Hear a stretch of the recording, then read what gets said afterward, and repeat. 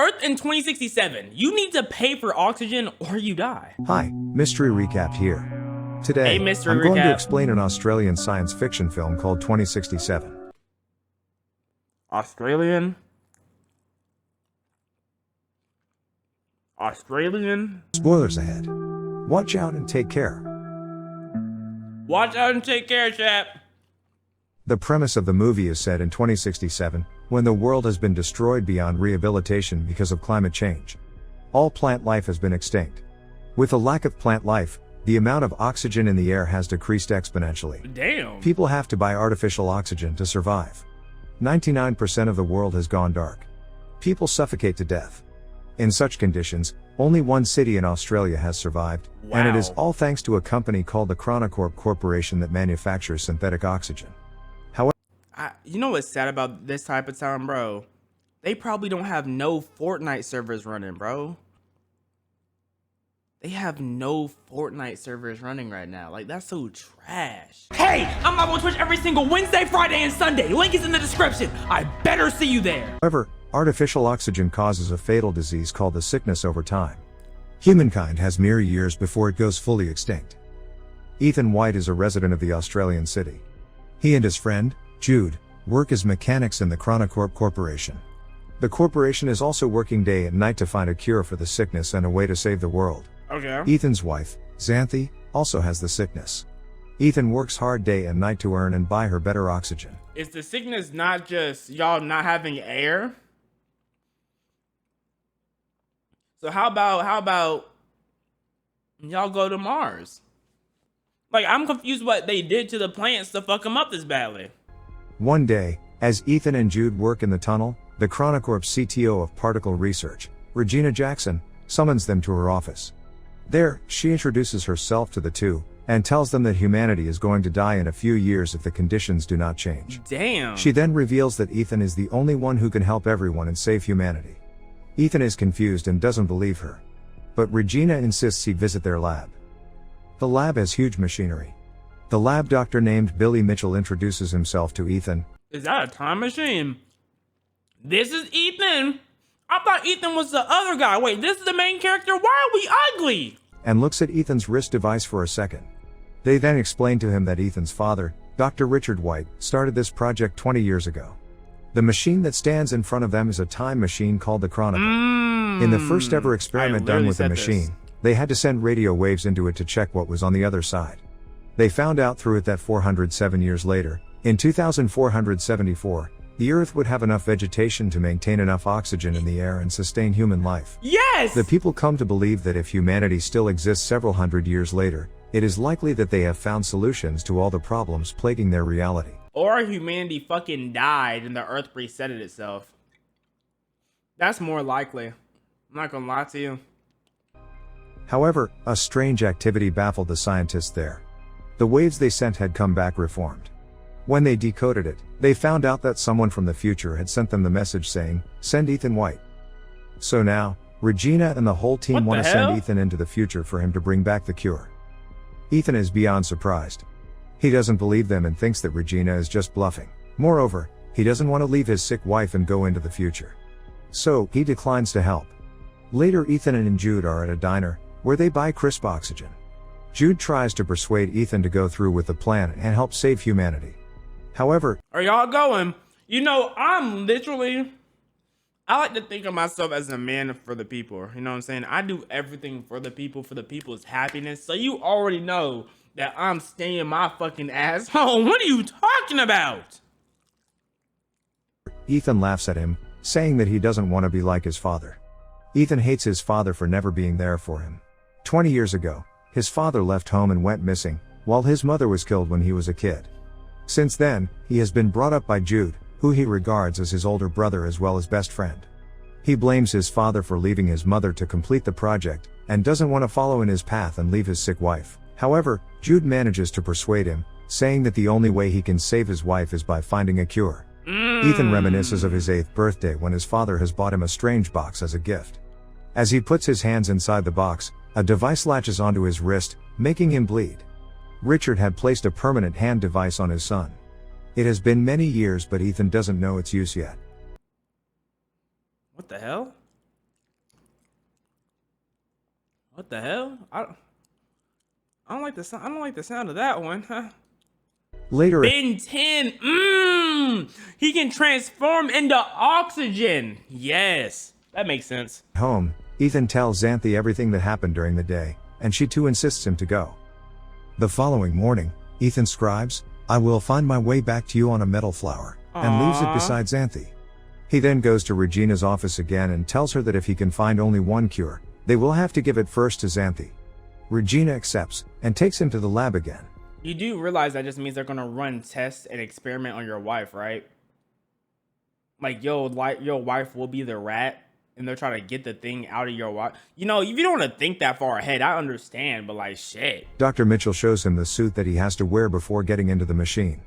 As they begin to explain the mission to him, Ethan realizes that they do not have a plan. They have no clue what he will see, or who he will meet at the other end. Duh. However, after they put him in the suit, they give him an AI device called the Archie. Archie will show the lab Ethan's vitals at all times. It will also help to navigate his location. Then, they finally throw him into the machine. I'm not gonna lie to you, my time machine does not look like this. It's a lot more bigger, it's a lot more vibrant. The radio waves in is a lot stronger, you can see them a lot better. It doesn't make a purple color, it's more of a greenish color. You know, this is kind of fake. It will also help to navigate his location. Then, they finally throw him into the machine. Inside, Ethan moves at high speed through time. He falls from the sky and lands in an unknown jungle. The friction from the air causes his suit to catch fire, so he quickly gets out of it. Then, he looks around, and is astounded by the beauty of nature. He finds that the world has completely changed. The trees and the natural oxygen are back. He walks in the direction Archie directs him, and sees a bunker door of some sort. Y'all think we're gonna miss trees like this when they're all gone? Cause you know the trees are gonna be gone the way deforestation looking, bro. We're not gonna have no trees. So you think like we really gonna miss rubbing on trees, sniffing on them, licking them and ish? I haven't touched a tree in a minute. I'm not gonna lie. I touch grass a decent amount, but trees, I let them be, bro. I wonder if trees like us touching them. Like, is there a study? Like, do they like platonic intimacy? Like, if I give a tree a hug, does it feel that for real?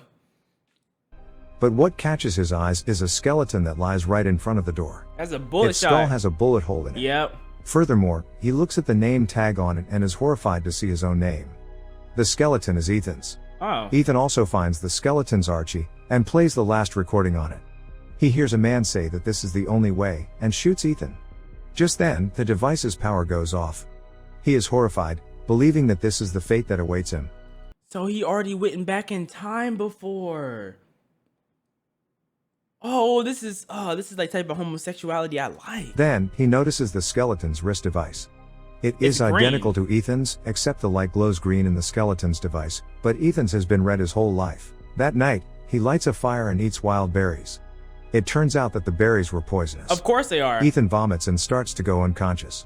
Ethan wakes up after a while, and is surprised to see Jude in front of him. As it turns out, the lab saw Ethan's vitals dropping and assumed he was having a reaction to poison. So, they quickly sent Jude to the future, with the cure to save him. Wait, so Jude, and then does Jude shoot him? The only way the wrist lights up is if Ethan's dead. Ethan being alive is the problem. Ethan is the oxygen. Oh. Sometime later, Ethan and Jude find that his skeleton remains there, which means his fate hasn't changed. They then use Archie to find another door. Some device scans Ethan's eye and grants them access. When they go in, a monitor welcomes him. It asks him for a DNA sample. When he accepts it, his wrist device begins to work, making him bleed. After the blood test, it goes green. Okay. The lights to the room turn on and they realize... So Jude is about to see what's about to happen if Ethan stays alive, and then Jude's the one who kills him. But then Ethan's gonna realize, wait, I died. There has to be some reason I died. He's gonna be like, oh, it's gonna be good Jude. So then he's gonna turn around him, and then he's gonna elbow him in the crotch. Oh yeah. That they are in Chronocorp's lab, 407 years later. The time machine is in front of them too. Jude gets excited because now they have the means to go back to the past, but Ethan doesn't think so, saying they haven't changed anything, and he will end up dead, just like the dead Ethan. Ethan checks the system log and finds a holographic recording made by his father, who explains that the time machine was originally designed to collect the oxygen data in the future planet, and then transmit it back to the past. However, when his father first started the time machine, he received a message asking him to send his son to the future. Despite his misgivings, he chose to do so and made a DNA verification here for Ethan. Soon, Ethan and Jude realize that the time machine won't be able to take them back because its battery has almost depleted after 407 years.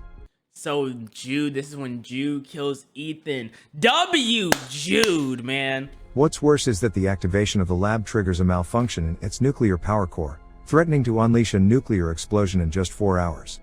This means they have to find a way to fix the time machine and travel back before the explosion. Running out of time, they have to act quickly. Outside, they are surprised to find a ruined city covered with green plants, but inhabited with no humans, showing that Earth starts to recover itself after human extinction.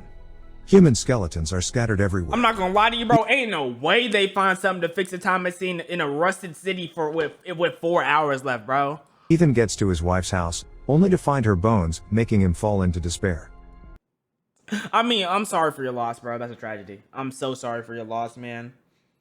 I wouldn't wish this on my worst enemy, bro. I'm so sorry for your loss. Jude tries to persuade him to go back to the past, as the cure against the sickness doesn't seem to exist even in the future world. However, Jude's words make Ethan suspicious. He then turns on the rusty Archie to play the recording once again, from which he recognizes Jude's voice, and it seems Jude is exactly the one who shot him. Jude. But this is this a Jude? This is a Jude from a different timeline. Which Jude is this? Or this is the Jude that was already here? I don't know. Raises his gun at Ethan, strongly denying that he would shoot Ethan. Ethan finally decides to complete the mission first, so with joint efforts, they manage to repair the power core and then return to the lab. How? Now the Chronicle system works and they should be able to return to the past. They just need to wait 37 minutes till portal launch.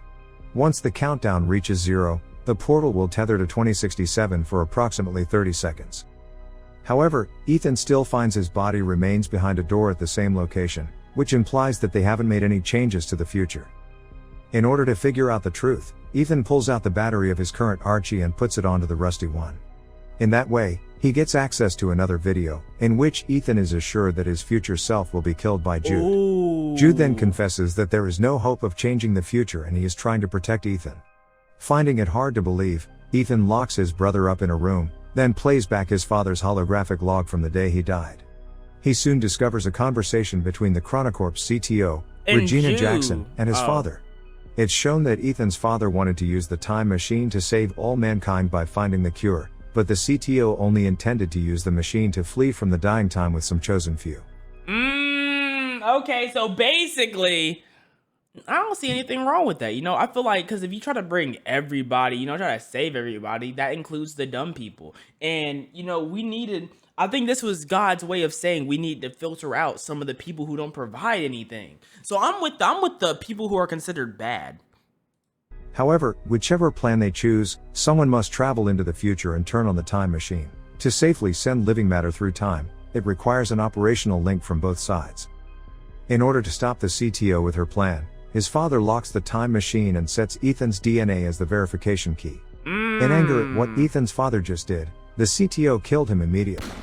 She then orders Jude to kill Ethan's mother and be a guardian to him, so one She orders Jude to kill Ethan's mother, then be the guardian? What the fuck? day they can use Ethan's wristband to get access to the future.